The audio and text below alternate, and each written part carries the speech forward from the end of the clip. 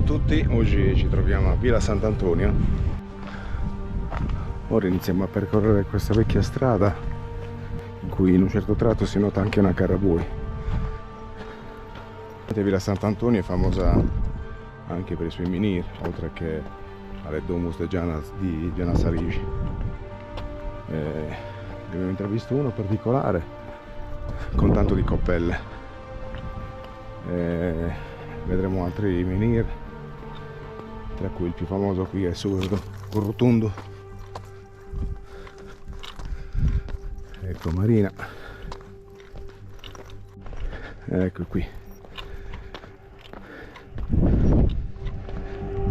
Qui si comincia a intravedere una vecchia carabui. Ecco qua.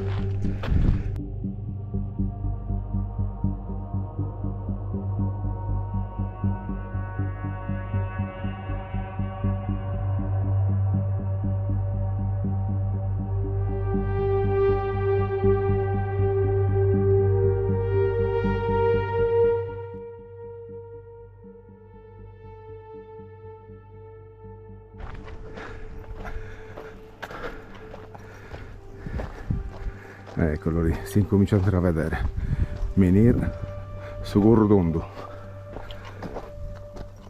E questo menhir, insieme allo GR Rabbiosa Villa Peruccio, è uno dei più alti in Sardegna. Questo lo supera di un pochettino. Come lo GR Rabbiosa, anche qui la punta manca, probabilmente buttato giù da un fulmine.